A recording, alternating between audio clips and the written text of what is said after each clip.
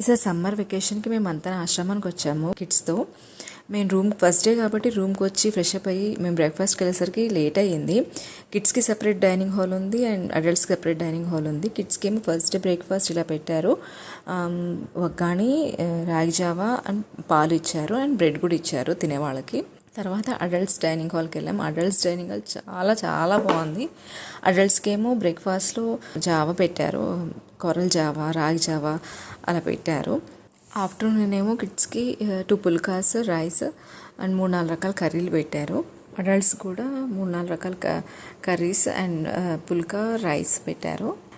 Food మన lunch తిన్న తర్వాత కొంచెం ఆశ్రమం ఎక్స్ప్లోర్ చేసాము కిడ్స్తో. అసలు ఎంత బాగుందంటే ఆశ్రమం మొత్తం గ్రీనరీ, ఎక్కడ చూసినా మామిడికాయలతో నిండిపోయింది ఆశ్రమం. నడవలేని వారికి, ముసలి వారికి ఇలా బ్యాటరీ వెహికల్స్ అరేంజ్ చేశారు.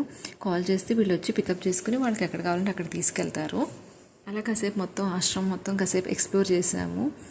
ఇక్కడ చూడండి పనస్తనల చెట్టు ఎంత బాగుందో, ఇదే ఫస్ట్ టైం చూడటం.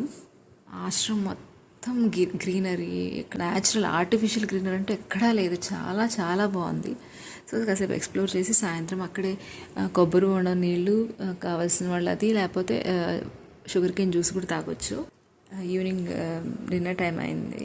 కిడ్స్కి డిన్నర్లో ఏమో వెజ్ బిర్యానీ, అందులో రైతా, జాక్ ఫ్రూట్ కర్రీ, ఒక ఫ్రూట్ ఇచ్చారు. అడల్ట్స్కి ఏమో ఓన్లీ ఫ్రూట్స్.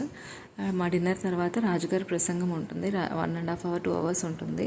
రాజుగారి ప్రసంగం అయ్యేంతవరకు కిడ్స్ ఇలా ప్లే ఏరియాలో ఆడుతూ ఉంటారు.